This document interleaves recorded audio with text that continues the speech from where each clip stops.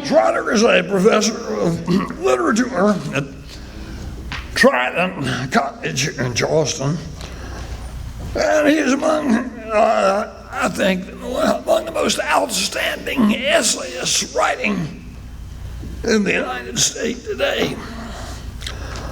I always look forward to his unique and penetrating articles. A literary professor who has valuable things to say about history and about our cultural condition today. Such a professor is a wonderful thing and very rare thing.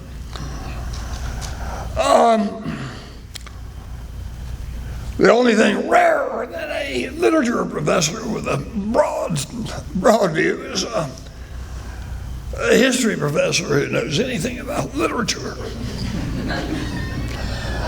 Some years ago, I was speaking with the person who was then considered the authority on South Carolina history. And he told me that he didn't need to know anything about William Gilmore Simms because he was just an unimportant writer of no interest to historians. And I mean, Simms was the voice and soul of South Carolina for much of the 19th century, and you can't even begin to understand anything if you know. But that's the way the historians operate. Recently gotten very interested in Southern poetry, and Archibald Rutledge, he lived just up the road with Don Livingston's place in McClellanville. The early 20th century, Rutledge was probably the most prominent South Carolinian in the world. He was a big seller of many, many books, both a poet and a memoirist and a nature writer. Someone has said he was even had even been mentioned in connection with the Nobel Prize. I mean, this man was known. And I recently looked him up in the Encyclopedia of South Carolina, which was done by historians. And there's a short little thing about Archibald Rutledge, which is mainly concerned with telling us that he had a bad paternalistic attitude towards black people. Well, that's the way they do. Who Owns America? And I remember the subtitle, A New Declaration of Independence. And the writers of I'll Take My Stand and Who Owns America were joined by a number of independent-minded Northern and British writers. And I'm sorry not more people have read it because it's indeed prophetic. And what Who Owns America looked into was the inhumanity of corporate capitalism that had come to dominate American society, and it still does. And we find very persuasive arguments about the remote irresponsibility of giant corporations who have no moral obligation to society or to people. They condemn the lack of widespread ownership of private property, which constitutes a good and free society. They condemn the false ideal of gigantism. I mean, somehow Americans had got the strange idea that bigger is always better, which is not at all true. They talked about the exploitation of women, which was basically using women as industrial labor in the name of freedom and emancipation. And they had something to say about the destruction of faith being carried out at the time by liberal Protestantism. So we might say Who Owns America is a formulation of the South's view of Jeffersonian economics and democracy. I'm sure Professor Trotter will have some illuminating things to say about these issues, which are as relevant as ever, perhaps even more so. Thank you.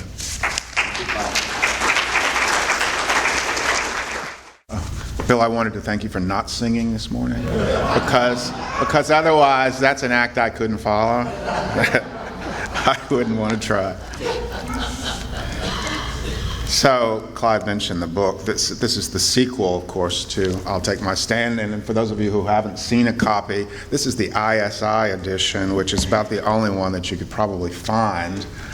Yeah, I mean, I think there might be a few first Houghton Mifflin editions floating around out there from 1936, but they cost thousands of dollars. And I had to pay $50 for this used copy, and that's about the cheapest one I could find. But you may find something a little cheaper if you're at all interested after you hear me talk about it. For those of you who are here for the first time, welcome to North Charleston. By now you've probably realized that North Charleston is a separate city, not the same as Charleston. But I won't go there. I do have friends that live downtown who claim that they have never visited North Charleston. They make it a point of honor they haven't visited North Charleston. Okay.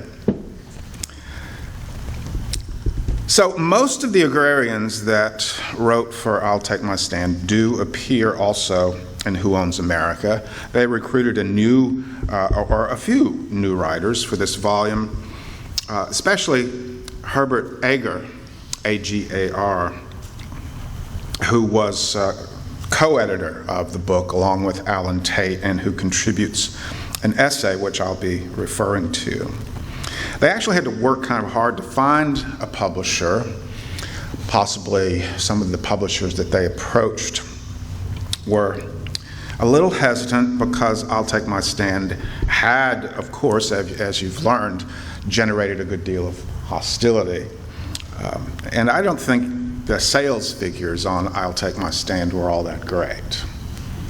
Bad reviews. And much the same is true of Who Owns America. If anything, the sales figures were well below the previous book.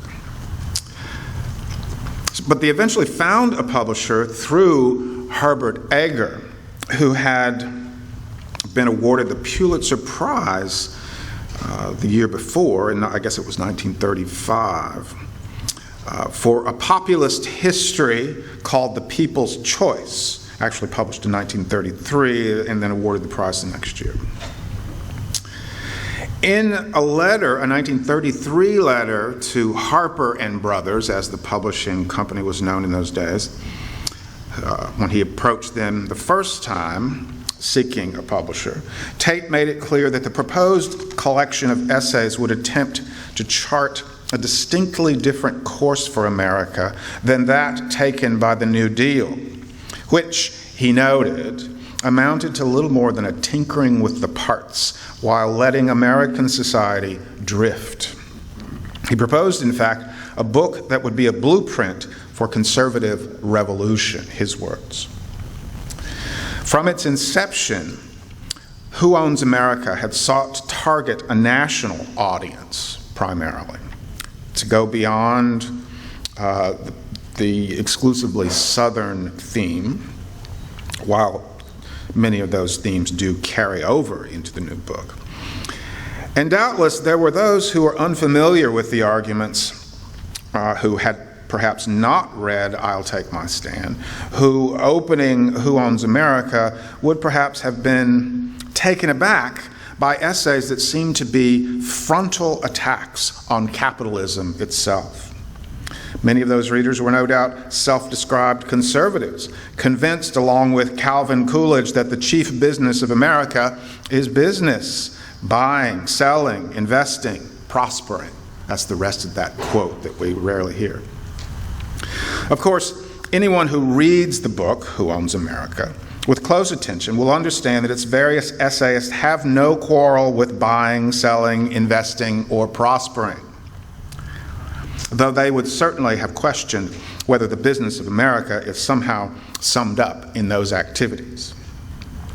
In any case, Tate might have done better to use the term conservative counter-revolution, for the key arguments in Who Owns America are essentially an attempt to counteract a revolution already underway, a revolution that has variously been called the incorporation of America or the corporate restructuring of America. In this talk, I'll refer to just a handful of the essays, and then only briefly, I'll be focusing primarily, get my little clock situated here, primarily on one of those essays, an essay called Corporate and Private Persons by Richard B. Ransom, who, to the best of my knowledge, was the brother of John Crow Ransom.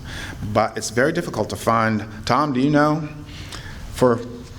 It's very difficult to find information about him. As far as I know, he didn't write anything else, or at least nothing that was published that I've been able to find, and I dug around quite a bit. Nonetheless, in many respects, it's, in my view, the best essay in the volume. But it certainly focuses on the aspect of this subject that I was most interested in. The title, Corporate and Private Persons, suggests an essential aspect of the development of the corporation as it manifests itself not only in America but globally at this point. So I'm going to talk about what he has to say a little bit in the first part, then do a little detour into the 19th century to talk about some of the legal cases that contributed to the development of the corporation, and then come back to Ransom and a couple of the other writers, Lyle Lanier, David Cushman Coyle, for example, Alan Tate, all wrote intelligently on this topic. So in the midst of the Great Depression, virtually everyone recognized that capitalism had entered a period of unprecedented crisis, though there was less agreement about the causes of the crisis or what an appropriate response might be. Nonetheless, the Roosevelt administration was moving the country in a direction that, to its critics, promised to bring the American economy under the complete control of the state and its bureaucratic mechanisms of planning and management. David Cushman Coyle touches on the logic of this drift toward state control when he asks, if the strong oppress the weak, why not abolish the weak? He's being facetious, of course. If price fixing disorganizes the free price system, why not abolish the free price system? Why not organize the remaining small producers into great corporations that can hold their own? End quote. But such solutions, he indicates, would ultimately reach their apotheosis in one of two systems of control, one resembling the state-run economy of Soviet Russia, or the other, the fascist economies even then established in Europe. To move in either direction would be to abandon capitalism. Yet he makes a key distinction here. Small business is not only essential to the capitalist system, it is the capitalist system. Big business is a parasitic disease of capitalism which, if not checked, will necessarily be fatal. That could almost sum up the theme of all of these writers. Lyle Lanier, in his essay, Big Business in the Property State, takes this argument a step further. Large corporations, in his view, were already the instruments in the 1930s of an economic fascism which threatened the essential democratic institutions of America. Ransom who is generally in agreement with Coyle and Lanier, argues that the corporate revolution was founded upon what he calls a fertile assumption. He's speaking of the assumption that corporations are, in the eyes of the law, persons with all or many of the rights of private natural persons. This assumption, already widely accepted by the 1890s, had enabled corporations, as opposed to sole proprietorships or partnerships, excuse me, I lost my place, not only to flourish, but to monopolize the most productive business fields and to make a veritable, and I'm quoting, legal jungle of the no man's land that lies between states' rights and federal authority. And in the rest of my talk, you'll see that this theme focused on the conflict between states' rights and the rising power of corporate America is crucially important. It's very much a story of states' rights. Yet, according to Ransom, corporations differ from natural persons in three significant ways, ways that would be fateful with a T, for the unnatural dominance of the corporation during the 20th century.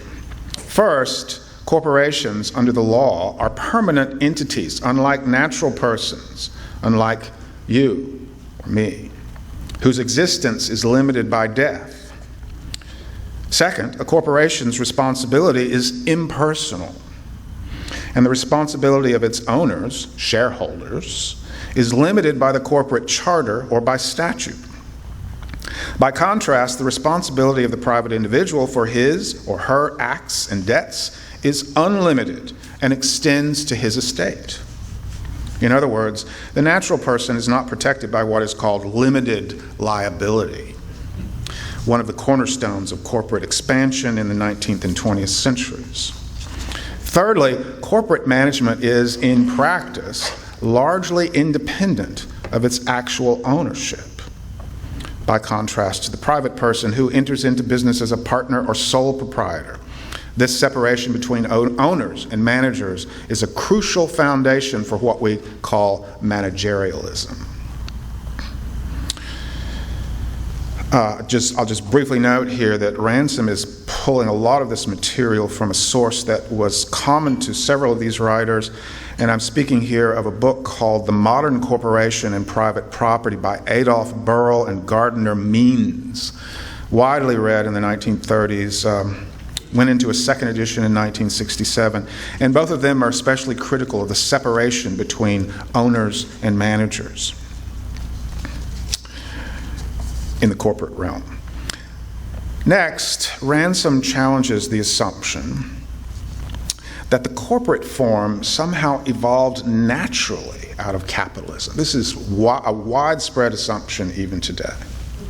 He argues that this so-called, and that the further assumption is that it evolved naturally because it was more efficient. He argues that this so-called efficiency is largely either fallacious or misleading. He notes the example of Standard Oil, this would be late 19th century, which gained control of the petroleum industry not through greater efficiency, but through illegal and secret transportation rebates that enabled it to undersell the competition. Historians have covered this subject pretty thoroughly.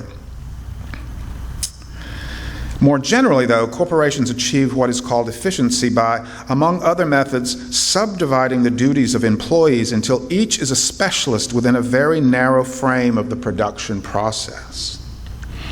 While some greater measure of efficiency may indeed result, it is achieved, quote, at the cost of a deadening overhead supervision and the frequent lowering of wage scales. Ransom's critique of what we might call, or what I call, the efficiency illusion was taken up years later by a number of writers, continues to this day to be a subject of academic debate. What efficiency is really all about. But his remarks on the subject never get quoted in these discussions. I suspect that some of these economic historians have no idea that such a critique was written in 1936. Now, it's true that, as some might object, that the quest for efficiency did in some cases result in spectacular results. The production process in the Ford plants in the 1920s is often cited. And those plants, of course, were the first to put to practical use Frederick Taylor's principles of scientific management. And Ford certainly churned out those Model Ts and Model As and made them available at a cheap price for a great many Americans. However, under that regime, the Taylorist production regime, the overhead supervision was indeed deadening. If production workers couldn't handle the stress, they were easily replaced because each had been reduced to an unskilled component in the machinery of production. And I'm just speaking of one plant. Taylorist principles of scientific management caught on in a big way and have been and continue to be practiced in modified form down to the present. Some of you may remember may have seen Charlie Chaplin's great comic masterpiece, Modern Times, which is a wonderful take on corporate efficiency. For those of you who have seen it, you'll remember that the Chaplin character, the tramp, goes to work in the midst of the Great Depression. The film came out the same year, 1936. In the midst of the Great Depression, he gets a job in a factory. It's never entirely clear what they produce in this factory, but there he is working on the assembly line. And of course, he has just one little specialization, and he's using some sort of a wrench, I think it is. So he does this for hours on end, and when he takes a bathroom break, his movements are just spasmodic, you know. And at some point, one of the great machines in the factory just sucks him right in, and he goes through all the wheels and spokes and comes out miraculously alive. And then the funniest scene in the film is, this is to encourage you to see it, it's a silent film, by the way, is where the executives of the plant, in the quest for greater efficiency, come up with this machine. It's the first instance of automation in films that I can recall, that they create a robotic feeding machine. And then he is, of course, the Chaplin character, is strapped down and made the guinea pig, and these robotic arms proceed to stuff food down his throat until it nearly kills him. And the whole idea is that if they can cut the workers' luncheon break down by half or more, of course, it will save costs and workers can put in more efficient labor. It's just says volumes about the development of the factory system and of corporate capitalism in the 1920s and 30s. In addition, Ransom points toward the danger represented by the permanence of corporate personhood. While it no doubt does provide a desirable security for shareholders and investors, this perpetual lease on life over time tends to concentrate within a few hands the ownership and control of property. Think today, for example, of how our media and film industries, communication industries have been, over the course of the last couple of generations, merged, swallowed up by a few very large companies which now dominate the media landscape. Alan Tate agrees here. In his notes on liberty and property, reflecting on corporate perpetuity, notes that, quote, if the concentrated control of wealth is to be immortal, its next avatar is not likely to be a bigger and better capitalist corporation. He notes that the Marxists prefer big corporations, not only because centralization is good in itself, but also as a means for seizing control. The Marxists, quote, hymn the big corporation as the result of economic determinism because they know that it has already accomplished the first stage of the journey toward the collectivist state. In other words, capitalism is a developmental phase toward the collectivist state, the totalitarian state that we've already heard about this morning.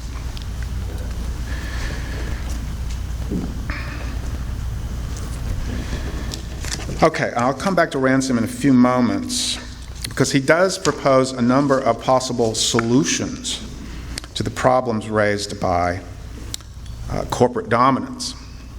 But I want to refer at this point to a few court cases, and I'm going to maybe cut down on this a little bit, that were crucial in defining the corporation as a person, and which, along the way, did some creative work on the Constitution to make it possible for corporations to expand almost infinitely. I was going to go into the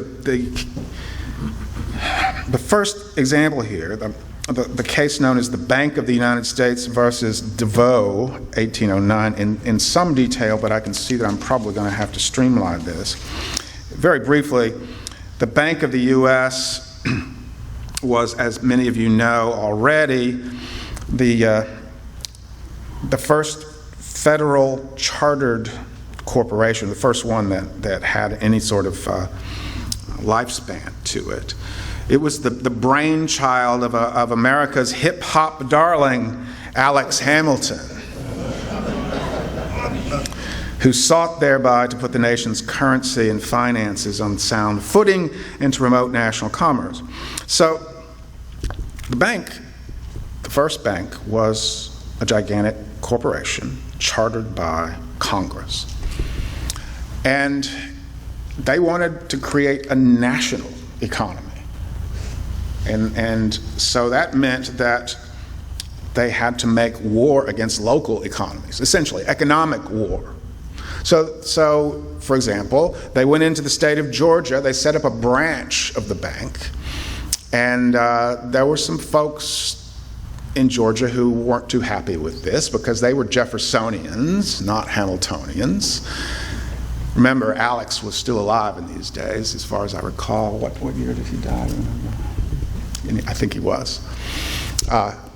Anyway, so the state of Georgia decided to tax the bank prohibitively to drive them out. Well, the bank refused to pay, knowing that they would turn it into a court case, that they could appeal eventually to the Supreme Court, which was, speak of court packing, the Supreme Court under Justice Marshall was all Hamiltonians. So what happened? They refused to pay, and a local tax collector by the name of DeVoe, spelled in the French manner, goes into the bank with a posse of armed sheriffs, and they walk off with 2 big boxes of silver. They took their taxes out of the bank. And I find it so amusing that the populist hero of this story is a tax collector. He was also a hero during the Revolution. So it goes to the Supreme Court. I'm just going to briefly summarize the decision. The case was argued for the bank by one of the cleverest lawyers in American history, Horace Binney, and he realized that he was probably not going to convince the justices on the grounds of personhood alone. At that time, the accepted understanding of the corporation came from William Blackstone, his commentaries on the laws of England dating all the way back to the 18th century. Only a natural person, wrote Blackstone, could be construed as a citizen under the law. And in the U.S. Constitution, that is also the case. So,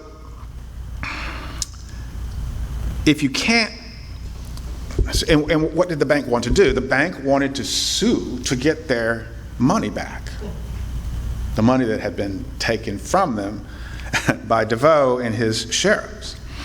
And so the question was, could they sue for return of funds, what they considered theft, as a citizen? They're a corporation. Can a corporation be a citizen?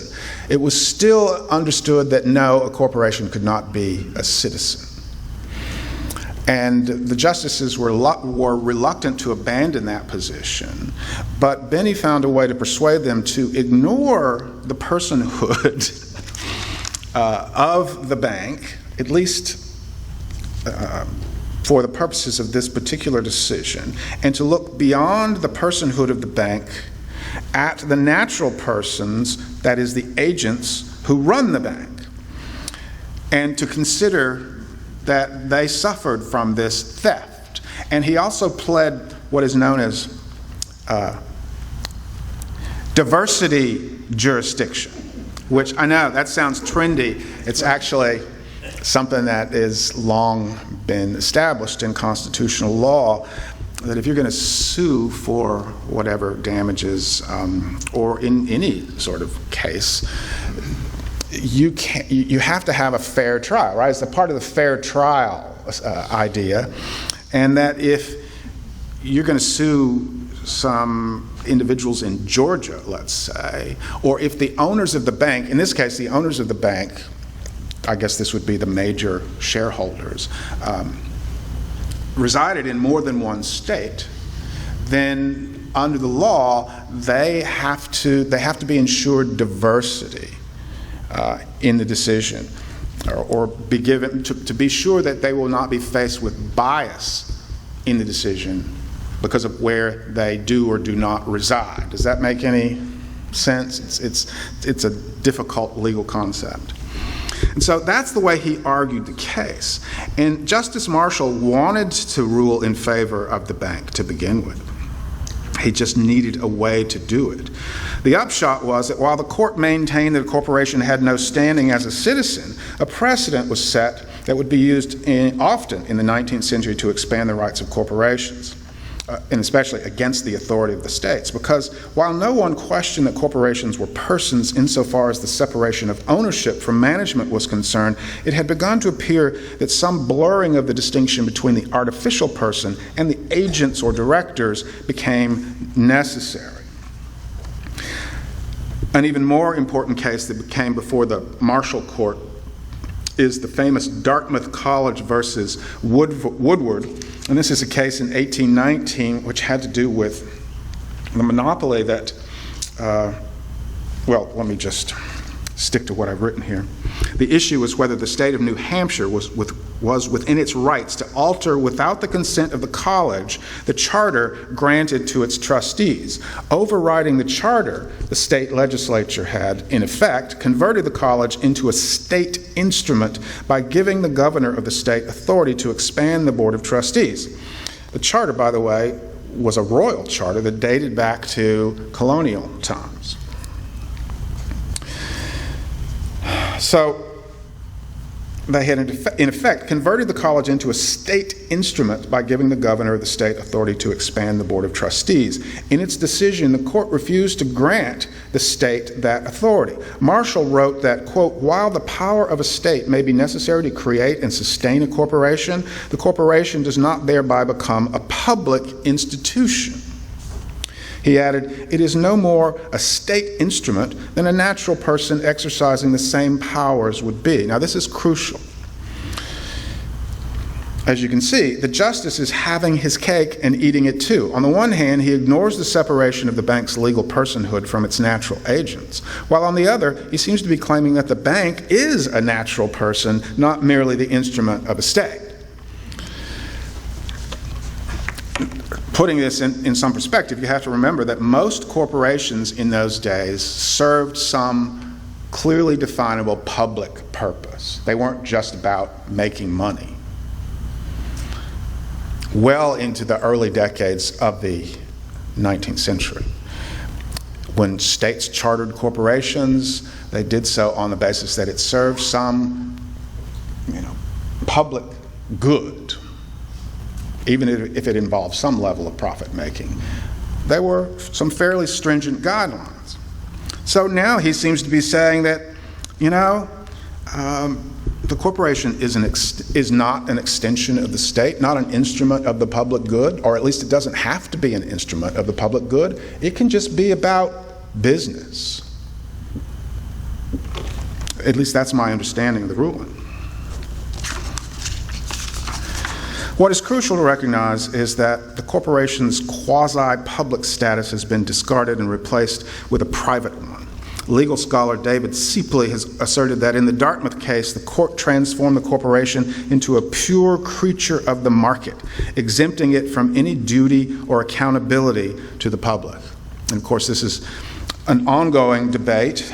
the accountability debate. And those of you who were here and paying attention in the late Great Recession know that accountability is not always forthcoming from especially major banking corporations. You know, the ones that are too big to fail. Too big to jail. Too big to jail. You got it. So Justice Marshall and the Marshall Court was not the first to attempt to shield corporations from what was regarded as unreasonable interference from the states. And his tenure on the court continued, or as it continued, he presided over a number of cases involving disputes between states and corporations, ruling in most instances in favor of the corporations. By the way, the lawyer who most frequently argued in behalf of the corporations at the Supreme Court was none other than the silver-tongued Daniel Webster. If you remember if you're old film buffs, you may remember a movie about Daniel Webster. In the Marshall Court, the devil represented states' rights. The movie was called The Devil and Daniel Webster. It's pretty good, yeah. But then we move into an era, and I'll just briefly touch on this, in which corporate expansion was stymied for some time, and this is known as the Taney Era. The court under Chief Justice Roger Taney was more Jacksonian in its rulings, and a defender of the states against the central government. And in several instances, they blocked corporate attempts there's one famous case called Charles River Bridge versus Warren Bridge. Webster actually lost this case, and it was a property rights case. The Charles River Bridge Corporation had a monopoly running a toll bridge for decades. But the prices had become so high that the locals were complaining endlessly about the cost. And so a competitor was allowed to build a bridge, the Warren Bridge. And things came to a head. Went to court. There was an appeal, ended up in the Supreme Court. Webster argued that the monopoly held by the Charles River Bridge Corporation for some 60 years was inviolable, and that the company's property rights, as guaranteed by its charter, were at issue. The Massachusetts legislature, responding to public pressure as a result of the prices, as I said, built this competitor bridge, and that they had done so, he argued, unlawfully by violating the terms of the charter. Justice Taney ruled that the original charter said nothing about a guaranteed monopoly. And it's true, the wording of the charter did not say that they had a guaranteed monopoly. And his point was that the people of Massachusetts were best served by a competitor bridge. And he argued that it must not be forgotten, quote, that the community also have rights. And here, is he using the word community in the proper sense of the word? I'm not quite sure, but it depends on whether you mean by community here a whole city or the state of Massachusetts. But in any case, the community also have rights, and that the happiness and well-being of every citizen depends on the faithful preservation of those rights. What is clear is that the Taney Court regarded the corporation as a privileged entity, that unless their sphere of operations could be strictly limited, threatened the very essence of self-government, that populist theme. Now, we know a lot happened during the war. The Legal Tender Acts of 1862, 63, the National Banking Acts of 63, 64, and 65, which established a national currency. State banks, by the way, were eventually forced to pay a 10% tax on all federal notes paid out by them. In his book, Incorporation of America, Alan Trachtenberg shows that the collusion of the federal government with the corporate financial sector was enormously enhanced by the Legal Tender Acts, which increased the money supply by authorizing, for the first time, the use of fiat paper money by the central government. But then the real boom in corporate growth comes in the second half of the 19th century. And probably the best book on this subject is Martin Sklar's The Corporate Reconstruction of American Capitalism. It's a very academic book, but just full of interesting stuff. So what we see developing here is a movement away from the old competitive model of capitalism toward a completely new understanding of property. A new system, he says, of property relations within an administered economy. This system, this development, was pretty well in place by the first decade of the 20th century. It strikes me as almost laughable that so many self-styled conservatives today still speak of capitalism as if we still lived in an era before this new system of property relations emerged. To put it bluntly, and I know that this might rub a few people the wrong way, private property in the authentic sense of the term hardly exists today. And to build a conservative movement on this notion that we live somehow in this pre-corporate world is really delusional. And it was also during this period in the last decades of the 19th century that the populist movement arose. The Farmer Alliance chapters, which are in some ways the predecessors of the writers in Who Owns America. There were a number of famous cases involving populists, usually groups like the Farmer Alliance. These were mostly Midwestern and Southern farmer cooperatives, so to speak.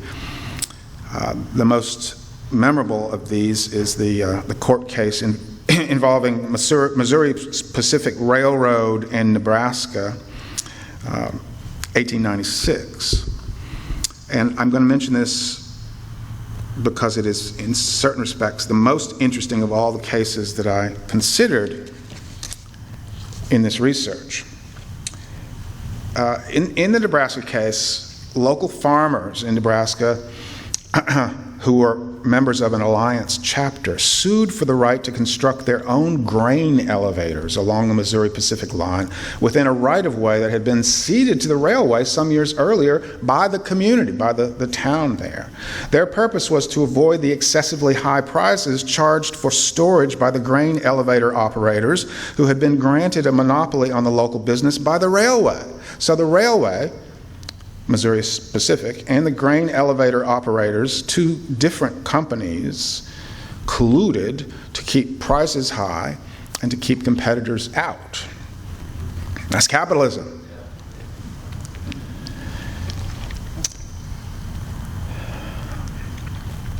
All right, and so the alliance won their case in the Nebraska Supreme Court when it got that far. But then it was appealed and went to the Supreme Court of the United States. And in its decision, this was 1896, the Supreme Court, citing a dozen or so precedents, that the state of Nebraska, in choosing to favor the alliance against the railway, was, quote, I'm quoting right from the decision, in essence and effect, taking the private property of the railroad corporation for the private use of the petitioners, the farmers. The taking by a state of the private property of one person or corporation without the owner's consent for the private use of another is not due process of law. Do you hear where this is going? It's a violation of the 14th Article of Amendment to the Constitution of the United States. In other words, the 14th Amendment is now being used to further the aims of corporations. As one scholar commented, this ruling, quote, meant that an amendment passed to protect the newly emancipated Negro made impossible the prevention of railroad discrimination in lease agreements and marked the failure of farmer-owned grain elevator programs. It essentially killed the populist movement, these kinds of decisions, not this one case alone. It gets even more interesting. Do you all know much about the origins of the 14th Amendment? Well, the man who sat on the Congressional Committee to write the 14th Amendment was a man named Conklin, Roscoe Conklin. And he was also, naturally, a lawyer. Now, 20 years passed, the 14th Amendment was not used for this purpose. But then, in, 1882, he represented the Southern Pacific Railroad in a case called San Mateo County versus Southern Pacific. The railroad had challenged a California state law that prohibited railroads, but not private citizens, from deducting mortgages when calculating the value of their land for taxation. Conklin, representing the Southern Pacific, argued that California was in violation of the 14th Amendment because its mortgage deduction prohibition violated the railroad's right, the railroad considered as a legal person, to equal protection and due process under the 14th Amendment. This is a startling development. Well, it's even more interesting because Conklin lied to the court. This has now been well established. He pulled out a notebook claiming, you know the story here? Yeah. He pulled out a notebook claiming that these were the notes that I took when I sat on the Congressional Committee to draft the amendment. So he claimed that that's what they meant in the amendment, that even a corporation could be a citizen. He said that was their intended meaning, although the word corporation never appears in the 14th Amendment. He said, these were the notes that I took. This is what we talked about, and in fact, I can stand before you and speak authoritatively. By then, all the other members of the committee were dead, so nobody could contradict him. And the justices didn't ask to see the notes, apparently. They just assumed that he was telling the truth. He was very popular at the Supreme Court, Conklin was. I think he was a senator by then, or had just recently stepped down from the Senate. And so the 14th Amendment became enshrined in our legal history and has been used numerous times, far more often than it has been used for the purpose it was written for.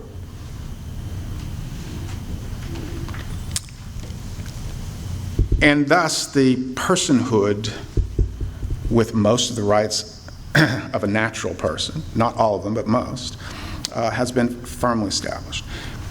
Most recent and most notorious instance in which the expansion of this notion of personhood occurred was with the free speech, what was the Citizens United case, yeah, which granted the rights of free speech to corporations.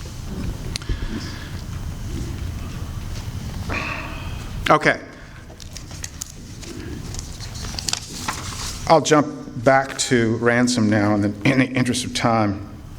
He has a number of solutions to what he calls this corporate reconstruction of America. And it's quite radical. He advocates a new constitutional amendment giving the national government exclusive control over all corporations engaging in interstate business, including banks.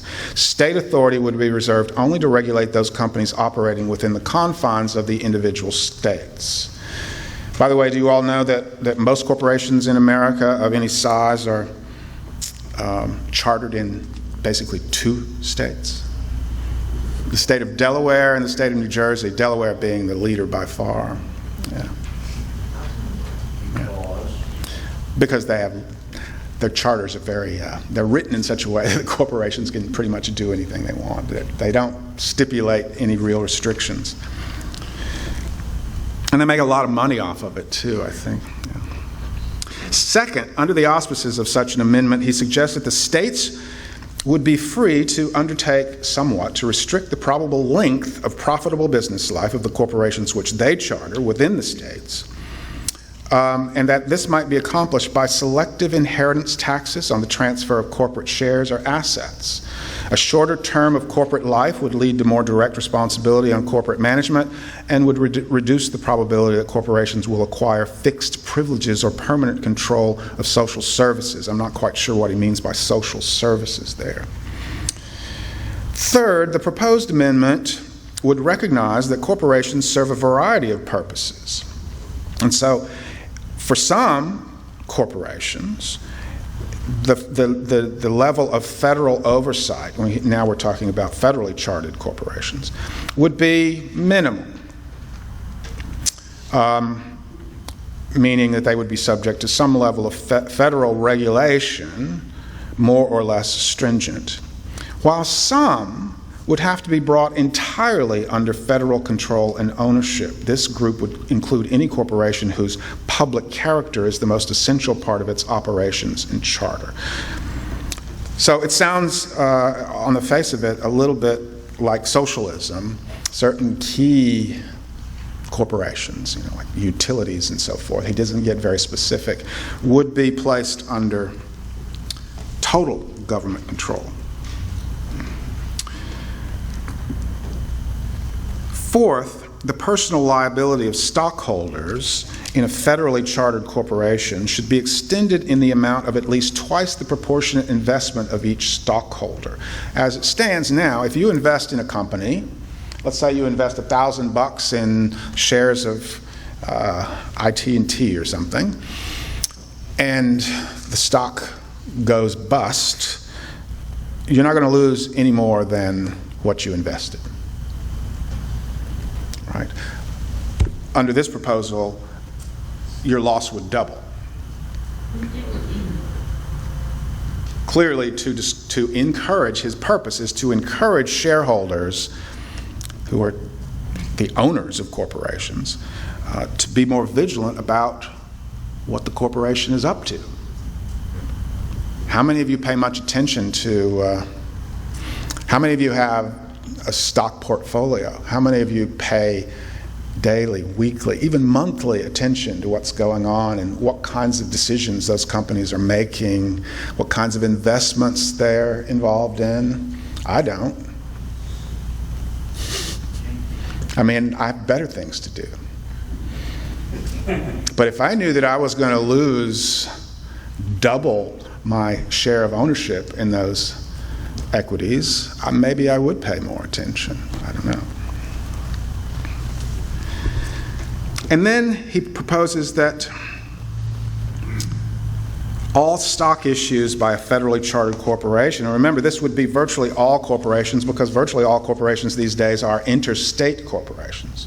They would be placed under, not only under federal oversight, we're talking about new stock issues, so that the process of issuing stock would be carefully examined. You know, corporations raise money by issuing stock.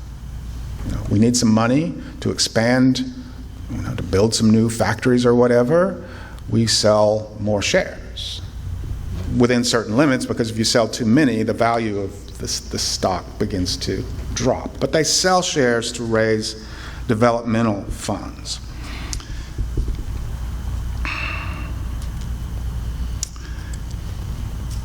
Okay, and he says that no corporate bonds would be allowed issuance where the term of repayment is excessively deferred, generally no longer than the normal expectation of business life. In other words, corporate debt can extend beyond the life of a natural person. Corporate debt can just continue to accumulate over generations. As long as the company continues to be profitable. And he's suggesting that that's a dangerous tendency.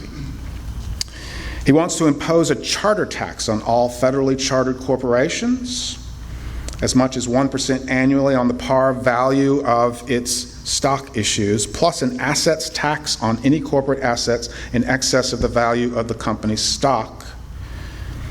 And seventh, the federal government will prohibit the holding of stock by one corporation in another and by confiscatory taxation on the transfer of corporate property from one corporation to another, and therefore holding companies, or what are known as holding companies, will be discouraged. He and Edgar also argue for the radical decentralization of the factory system. Large factories, in their vision of the economy, would be largely abolished and or divided so that they operate largely in a local fashion. In other words, instead of one factory in, you name the state, that makes safety pins for the whole nation, you'd have a safety pin factory in South Carolina and another one in Georgia and another, or maybe they would be regional, but nonetheless decentralized factory systems for the production of almost any goods, which is a pretty controversial proposal, though attractive in its way. Okay, so as the I hope, if we have any time left at all, that we can talk a little bit about his proposed amendment. But I'll just say a word here in closing about what has happened in America over the course of the 20th century down to the present. I mean, that's a big subject. I just want to touch on one or two things. There have been, of course, a number of attempts to federalize corporate governance. Think of acts like the Dodd-Frank Act or the Sarbanes-Oxley Act. The Dodd-Frank Act, of course, enacted in 2010, was a reaction to the Great Recession, largely.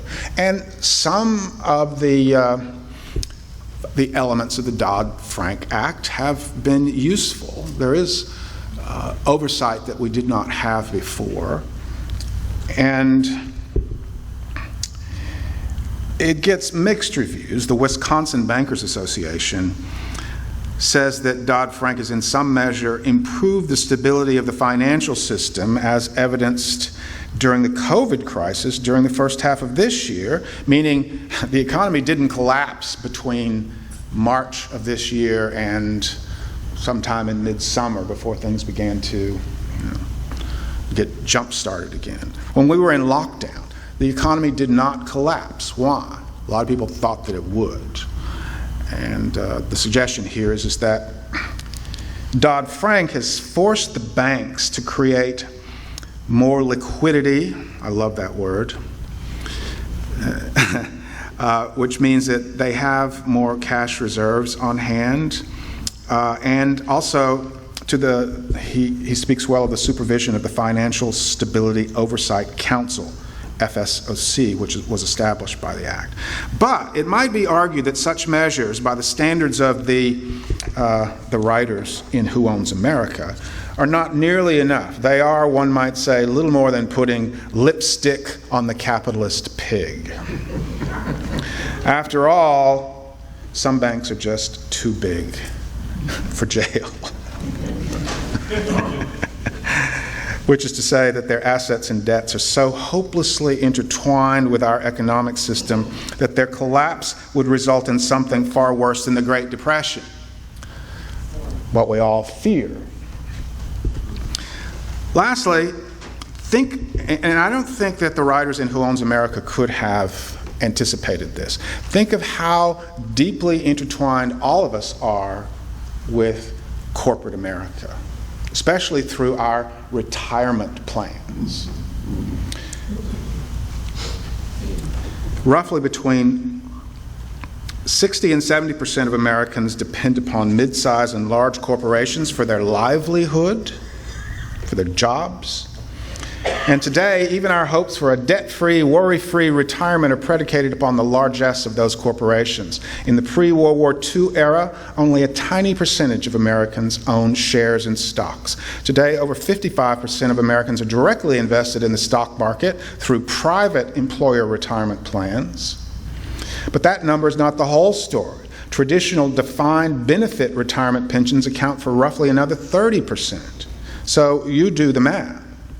some 80 to 85% of Americans are tied to a corporate umbilical cord. Now I'm mixing my metaphors here, but they are utterly dependent for their golden years, a peace and, financial peace, to stock issues, annuities, and so forth that are of corporate origin.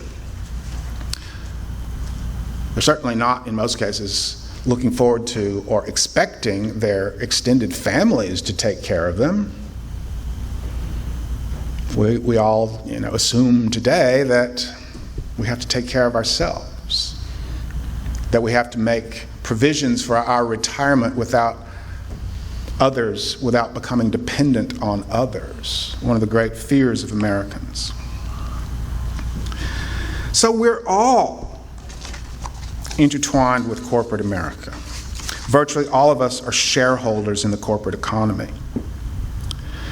Alan Tate speaks eloquently of the separation of ownership and control, which is relevant in this context. Marxists, he writes, know that legal ownership is nothing, that legal ownership is nothing, but that the secret of power is control. What is necessary is to restore property rights, but what is necessary is to restore property rights that unite again ownership and control. We may be the nominal owners of our portfolios, but we don't control them. In fact, even major shareholders in corporations do not control them. They may have some influence, certainly. So the central problem for a capitalist republic turned corporate oligarchy is that, quote, liberty itself has become empty and meaningless. We are free, of course, to consume, to choose between equally vacuous alternatives, but as citizens, we are essentially powerless.